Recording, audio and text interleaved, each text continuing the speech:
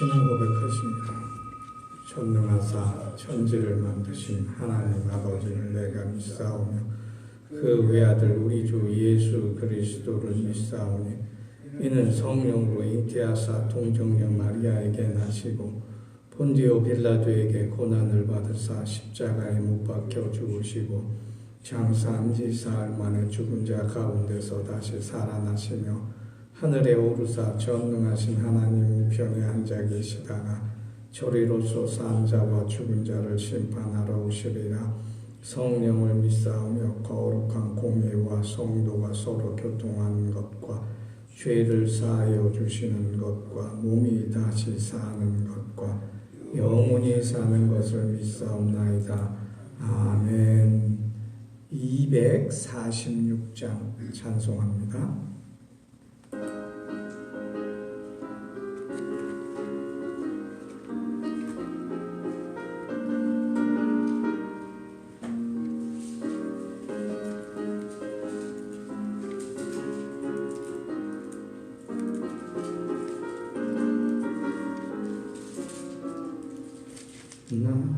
나 가나안 땅 들어가려고 내 무거운 짐 벗어버렸네. 죄 중에 다시 방황할 일 전혀 없으니 저 생명 시냇가에 살겠네. 길이 살겠네. 나 길이 살겠네. 저 생명 시냇가에 살겠네. 길이 살겠네. 나 길이 살겠네. 저 생명 시냇가에 살겠네. 그 불과 구름 구름으로 인도하시니 나 가는 길이 형통하겠네. 그 요단강은 내가 지금 건넌 후에는 저 생명 시냇가에 살겠네. 길이 살겠네. 나 길이 살겠네. 저 생명 시냇가에 살겠네. 길이 살겠네. 나 길이 살겠네. 저 생명 시냇가에 살겠네. 내 주린 영혼 만나로서 먹여주시니 그 양식 내게 생명 되겠네. 이후로 생명 양식 주와 함께 먹으며 저 생명 시냇가에 살겠네. 길이 살겠네. 나 길이 살겠네. 저 생명 시냇가에 살겠네. 길이 살겠네. 나 길이 살겠네. 저 생명 시냇가에 살겠네. 하나님의 말씀 오늘 로마서 8장 시작합니다. 로마서 8장 함께 봉독하도록 하겠습니다. 그러므로 이제 그리스도 예수 안에 있는 자에게는 결코 정죄함이 없나니 이는 그리스도 예수 안에 있는 생명의 성령의 법이 죄와 사망의 법에서 너를 해방하였음이라. 아멘. 이제까지 사도 바울이 죄에 관해서 죄의 삭은 사망이라고 하는 큰 주제를 가지고 이제 자꾸 설명해 왔어요. 로마서가 16장으로 되어 있는데 거의 반 이상을 죄에 대해서 증거하였단 말이죠. 근데 죄가 있고 사망만 있는 것이 아니라 그러나 이 죄와 사망을 벗어나서 사는 법, 하나님과 함께 사는 법이 있다라고 하는 것을 우리에게 또 8장부터 증거하고 있습니다. 그것을 우리가 성령의 법, 성화라고 이렇게 이야기할 수 있습니다. 거룩하게 사는 것이 사는 것이다. 요약을 하면 믿음으로 사는 것이 믿음을 가지고 살아가는 것이 진짜 사는 것이다 라고 하는 것이지요. 요즘 가만히 보면 죽을 일만 참으로 많이 있잖아요. 생생한 살아있음, 기쁘고 또 즐겁고 또 살맛이 나는 소식은 별로 들리지 않아요. 대통령이 새로 되어야 하는데 뭐 달라진 게 더 없단 말입니다. 뭐 큰일이 일어나고 잔치가 일어나는데 분명히 행사는 많이 하고 잔치, 결혼도 많이 하고 뭐 칠순잔치도 많이 하는데 재미있는 게 없어요. 살 재미가 없어요. 죽을 일만 있다고 하는 것입니다. 요즘 사람이 살아갈 때 스트레스를 많이 받는다 그럽니다. 요즘 의사들을 참, 저도 한번 의사 한번 되고 싶은데 의사들 참 쉬워요. 사람이 오면은 스트레스 받지 마세요. 술, 담배 하지 마세요. 진단이 아주 좋아요. 저도 그런 소리 할 수 있거든요. 그래서 이 의사가 참 쉽구나. 그런 생각을 또 해보기도 하지만 우스갯소리로. 사람이 살아갈 때 얼마나 스트레스를 많이 받습니까? 스트레스라고 하는 것은 본래 좋은 것이었어요. 그래서 옛날에 짐승 잡아먹고 살아갈 땐 그때 시대에는 무서운 맹수를 만나잖아요.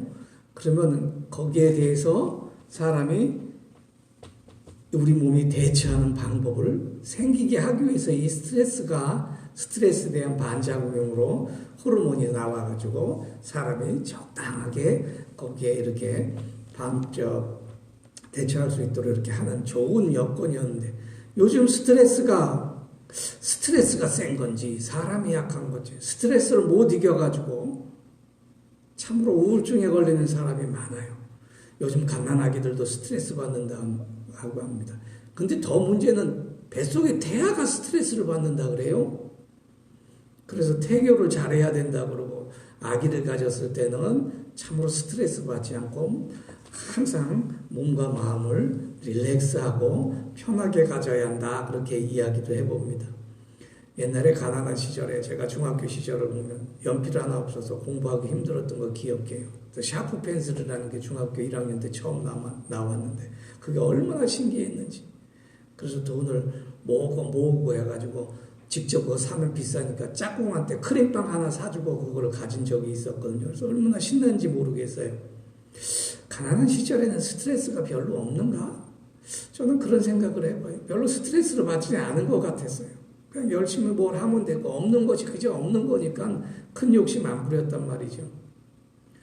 부탄이라는 왕국이 저기 그 티베트 옆에 히말라야 산막 옆에 있는 그 나라에 있는데 그 나라의 백성들은 엄청 가난해요.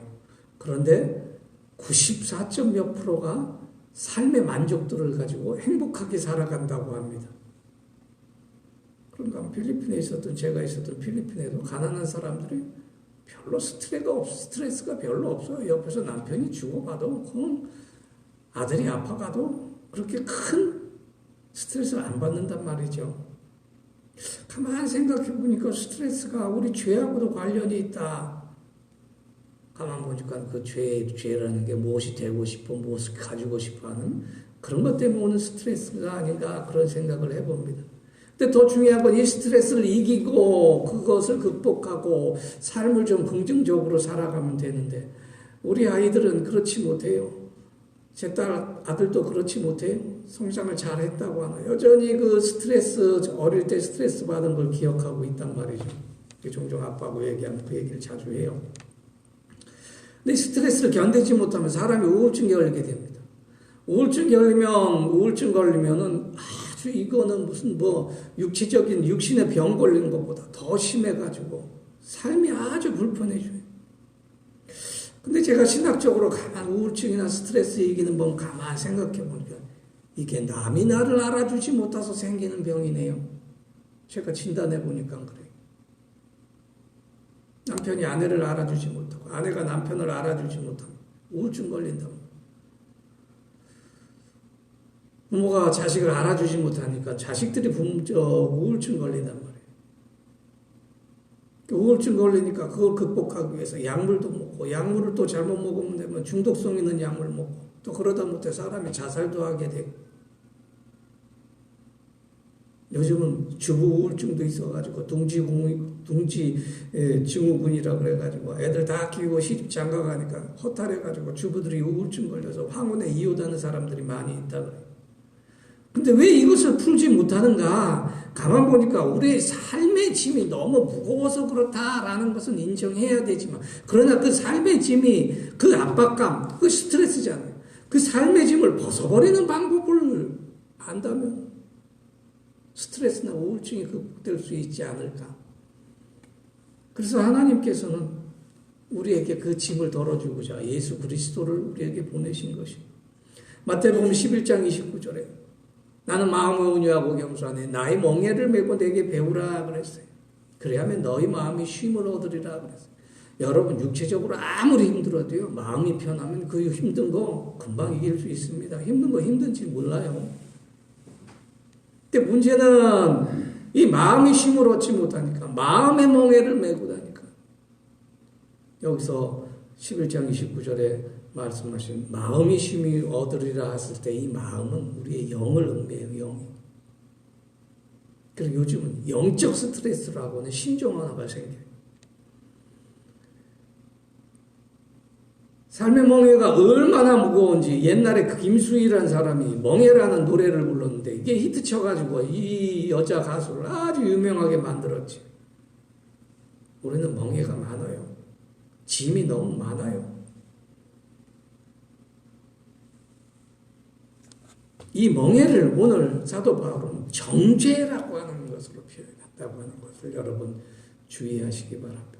정죄는 뭐냐면 죄가 정해졌다. 죄가 벌을 받는다. 죄가 죗값을 받는다. 그런 것을 의미해요.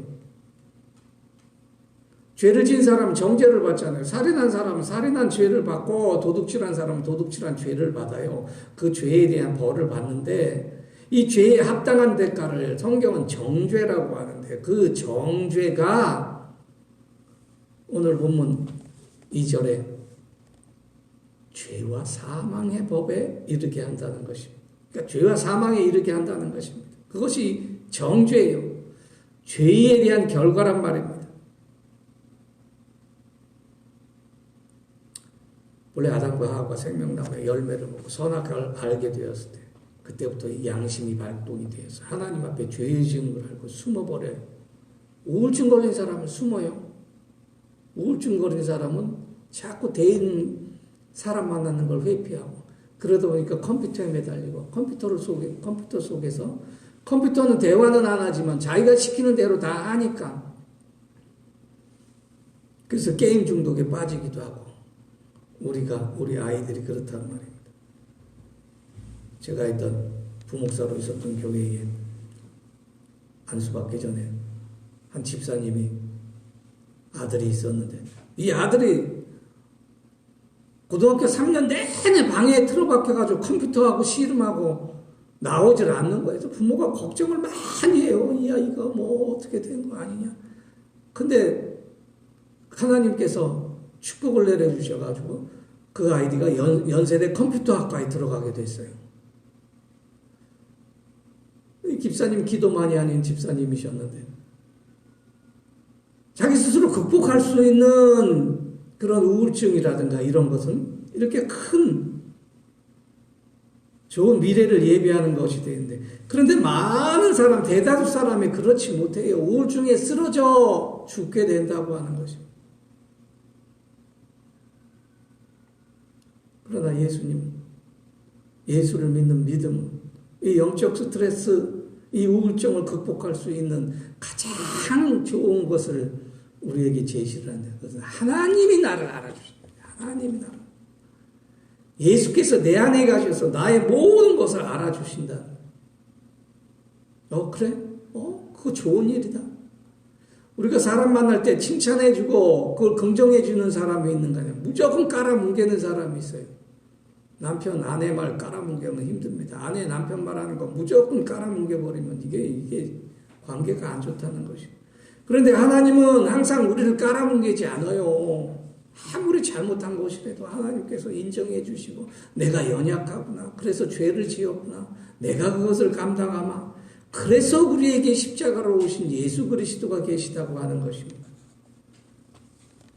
하나님, 내가 가난하든 부유하든, 내가 헌금을 많이 하든 못하든, 교회 봉사를 많이 하든 그렇지 못하든, 하나님은 기도를 많이 하든 못하든 우리를 너무너무 긍휼히 여기셔서 사랑하시기 때문에 오늘도 성령을 우리 가운데 보내셔서 제발 살아라, 살아라, 죽지 말아라 라고 이야기하시는 것입니다. 교회 나온다. 교회 왜 나가요? 교회 나오는 건 살려고 나오는 거예요. 교회 안 나오는 건 그냥 죽자는 거고요. 왜 간단하잖아요.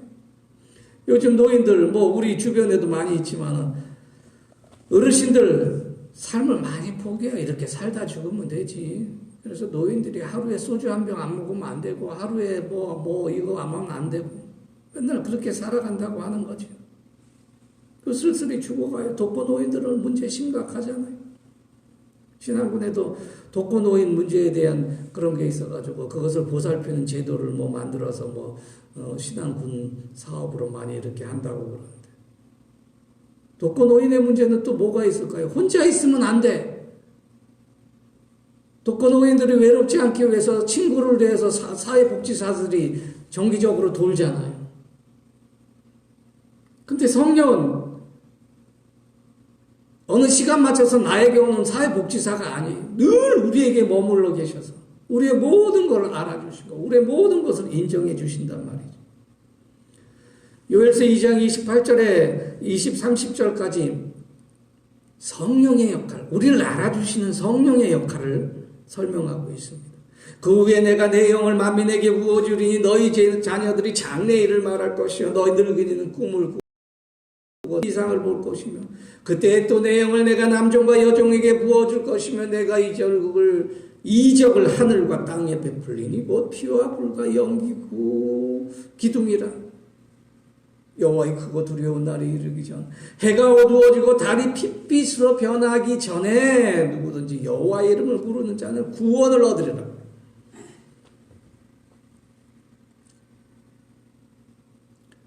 누구든지 그리스도 안에 있으면 결코 정죄함이 없다. 이는 그리스도 안에 있는 생명과 성령의 법이 죄와 사망의 법에서 너를 해방하였습니다. 사도 바울은 거룩하게 살아가는 성령으로 살아가는 사람에게 먼저 딱 선언하기를 생명과 성령의 법이 너를 꽉 붙들고 있으니 너는 다시 죽지 아니하라. 너는 다시 정죄를 받지 아니하리라. 서두부터 딱 결론을 말하고 앞으로 이제 8장부터 성령에 대해서 계속 이야기하게 된다고 하는 것입니다. 요즘 우리가 제가 나이가 좀 제일 어린 것 같지, 연세 드신 분들 죽는 일만 생각하잖아요. 안 된 일만 생각하잖아요. 평생 그랬는데 나아지겠어? 도리어 늙어서 맞이하게 되는 세상 짐이 무거워서 때로는 남편과 아내의 병수발을 너무 지겨워해서 도대체 나의 노년은 무엇인가 기쁨이 없다, 소망이 없다, 실망하는 사람. 그리고 젊었을 때 교회를 다녔던 사람들이 나이 먹어서는 안 나와요. 이제 절망해버리거든요. 그러나 성경은 늙어갈수록, 나이가 먹을수록 더욱 지혜롭고 더욱 큰 소망을 가지고, 오늘 의회에서 제가 말씀드린 너희 늙은이들이 꿈을 꾼다고 하는 것을 우리에게 정확히 가르쳐 주거든요. 나이가 먹어가면 갈수록, 육신이 죽어갈 때가 가까우면 갈수록 더욱 기뻐하고 더욱 소망을 가지고 더욱 즐겁게 살 수 있는 길을 가르쳐 준다. 그래서 사도 바울은 생명과 성령의 법이 죄와 사망의 법에서 너를 해방하였음이라고 딱 선언을 해버리는 거예요. 디도서 2장 1절에서 3절 보니까 너는 바른 교훈에 합당한 것을 말하고 하나님의 말씀에 합당한 것을 찾고 또 늙은 남자로는 절제하며 경건하며 신중하며 믿음과 사랑과 인내하며 온전하게 된다. 온전하게. 늙은 여자로는 이와 같이 행실이 거룩하여지고 모함하지 말고 술의 종이 되지 아니하고 선한 것을 가르치는 자가 된다. 이게 얼마나 믿음 생활하는 연세 드신 분에게 큰 축복입니까? 이미 요엘이 말한 것처럼 나도 꿈꿀 수 있고 무엇을 해볼 수 있다. 그래서 그 나이에 대학도 가고 그 나이에 검정고시도 보고 그 나이에 자격증도 따고 하는 것입니다. 미국의 어떤 노인은 비행기를 만들어서 그거를 몰고 하늘을 나는 그런 분도 계시더라고요. 늙는 것을 서러워하지 마시고 노년이라는 것을 절망할 필요가 없습니다. 이게 날마다 새로운 시작이고 생명과 성령의 법이 날마다 나를 지배함으로 언제나 하나님 나라의 소망을 여러분에게 충만하게 느끼고 맛보고 기뻐하고 온전히 바라볼 수 있는 여러분 되시기를 간절히 축원합니다. 그때 우리 자손들이 나의 노년의 신앙을 보면서 본받아 더욱더 하나님 나라의 축복을 누리게 될 줄 믿습니다. 기도하겠습니다. 아버지 하나님 감사합니다. 성령님이 오늘도 우리에게 오셔서 살아있음 하나님을 깊게 호흡할 수 있도록 충만하게 하시니 감사합니다. 저희가 노년에 더욱더 자손들을 위해서 기도할 수 있는 강건한 힘을 주시고 더욱더 우리에게 맡겨진 모든 일 젊은이들보다 더욱더 풍성히 열매 맺을 수 있도록 저희를 인도하시고 붙들어 주시옵소서. 특별히 육신이 연약하여 병마에 시달리는 많은 분들이 있습니다. 주님 붙들어 주셔서 육신의 건강도 주님께서 구원하여 주신 줄 믿사오니 영육간의 강건함을 통해서 모든 일 잘 감당하여 하나님께 영광 돌리고 날마다 감사의 제목 넘치는 우리 생활이 될 수 있도록 축복하시고 인도하여 주시옵소서. 감사드리오며 예수 그리스도 이름으로 간절히 기도하옵나이다. 아멘. 주의 기도로 마칩니다. 하늘에 계신 우리 아버지여 이름이 거룩히 여김을 받으시오며 나라의 임하옵시오며 뜻이 하늘에서 이룬 것 같이 땅에서도 이루어지이다. 오늘날 우리에게 일용할 양식을 주옵시오. 우리가 우리에게 죄 지은 자를 사하여 준 것 같이 우리 죄를 사하여 주옵시오. 우리를 시험에 들지 말게 하옵시며 다만 악에서 구하옵소서. 대개 나라와 권세와 영광이 아버지께 영원히 있사옵나이다. 아멘.